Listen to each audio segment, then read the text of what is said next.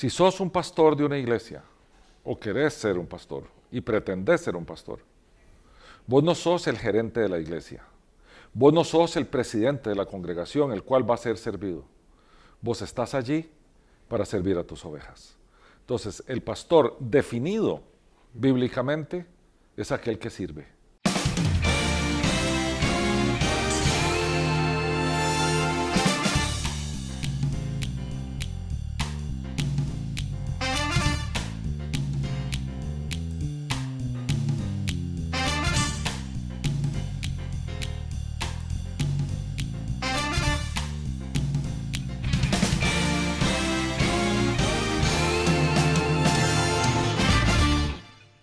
¿Cómo estás, pa? Hola, hijo. Mira, en el video pasado vos hiciste una mención que me pareció bastante interesante. Vos dijiste que la Biblia originalmente estaba escrita para que alguien la dictara y otra persona escuchara. Hoy comúnmente a esa persona que está dictando o enseñando se le llama pastor. Entonces, el video de hoy se va a tratar acerca del rol que tiene el pastor. Entonces, empecemos por lo más básico. ¿Qué es un pastor?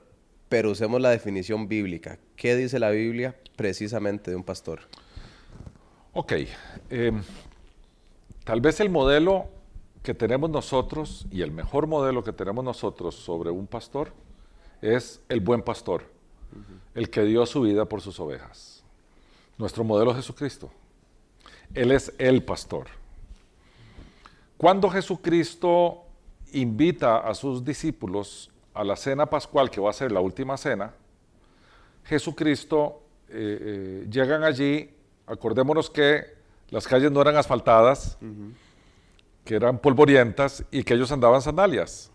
Entonces ellos andaban siempre los pies muy sucios.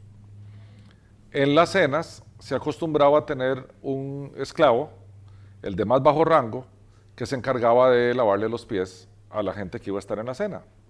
Esta era una cena sumamente importante porque es la cena pascual, o sea, la cena que rememora la salida del pueblo de Israel de cautividad y que con ella se salvaron los primogénitos del pueblo de Israel, la última plaga, la 10ª plaga de la salida. Jesús en esta cena tan importante, me imagino, porque eso no está registrado, despiden a los esclavos, a los siervos que estaban allí, porque no se menciona ningún esclavo, y Jesús asume, toma el rol del esclavo de más bajo rango, del que le limpiaba los pies a la gente para cenar. Y Jesús le dice a sus discípulos, yo les voy a lavar los pies. Hubo varias reacciones, una de las cuales que se registra es la de Pedro, que dijo, a mí no me vas a lavar los pies, y Jesús lo regañó como para que Pedro dejara esa actitud, ¿verdad? Pero cosas interesantísimas. Jesús le lavó los pies al que lo iba a traicionar, a Judas Iscariote. Y cuando Jesús termina de lavarle los pies a los discípulos, Jesús se vuelve y les dice, esto que yo he hecho, háganlo ustedes también, porque yo no he venido para ser servido, sino para servir. Ese es nuestro modelo de pastor. Si sos un pastor de una iglesia, o querés ser un pastor, y pretendés ser un pastor, vos no sos el gerente de la iglesia, vos no sos el presidente de la congregación, el cual va a ser servido. Vos estás allí para servir a tus ovejas. Entonces, el pastor definido bíblicamente es aquel que sirve. Es un servidor, Sí, dicho de la manera más sencilla. así es. Ok, y ahora, ese servidor, según la Biblia, ¿cuáles son los roles que tiene adentro de la iglesia? Bien, las cartas llamadas pastorales que escribió el apóstol Pablo, o sea, las dos cartas a Timoteo y la carta a Tito, hablan mucho de la dinámica de las iglesias y de los requisitos para ser pastor, y a partir de los requisitos te das cuenta de cuáles son esos roles. Después en la carta a los Efesios, Pablo habla de los grandes ministerios de la iglesia. Habla de los apóstoles, de los profetas, de los evangelistas. Y curiosamente, el último que cita Pablo es pastores y maestros. Cuando uno ve el original griego, se da cuenta que esa definición de pastores y maestros es un solo ministerio. No son dos como alguna gente cree. Pastores y entonces maestros. Más bien dice pastores y maestros. En otras palabras, es como decir, el pastor es un maestro y el maestro es un pastor. Lo primero que un pastor tiene que hacer es prepararse teológicamente, tener sana doctrina y enseñar. Ahora, él podría empezar a enseñar sin saber tanto, o la Biblia lo manda a aprender antes de enseñar. Tenemos que ser cuidadosos en lo que la Biblia dice y lo que la Biblia omite. Porque no todo lo que la Biblia omite es de no hacerse. Hay cosas que se sobreentienden y en realidad con el sentido común podemos descifrarlas. ¿Dónde has visto un maestro que no estudie primero para después enseñar? Y si la Biblia habla de pastores y maestros, pues presupone que el maestro hizo su tarea y fue y aprendió, se adiestró y después enseñó. ¿Qué tiene que tener un maestro? Bueno, además del conocimiento que va a impartir, porque ser maestro quiere decir compartir conocimiento, entonces hay que tener el conocimiento de previo, también el cómo lo comparte. Porque un maestro no solamente es el que sabe mucho, un maestro es el que sabe mucho y sabe compartir lo que sabe. Entonces es un llamado, ¿verdad? Eso no es que cualquiera es un maestro, es un llamado al cual uno se tiene que preparar para hacer eso. La imagen de pastor la toma la Escritura del pastor de las ovejas.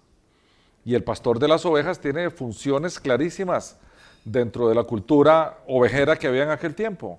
El pastor guiaba a las ovejas hasta buenos pastos, el pastor guiaba a las ovejas hasta las aguas donde ellas podían beber, el pastor protegía a las ovejas de los animales feroces, el pastor guardaba a las ovejas en los rediles. Entonces el pastor además tiene un rol protector, cuidador y guiador. Si queremos ver el rol del pastor en detalle, vamos al Salmo 23. Jehová es mi pastor, nada me faltará, y a partir de ahí podemos hacer una interpretación muy hermosa sobre el rol de un pastor. Entonces vemos que el pastor enseña, se prepara, aprende, cuida y protege su rebaño.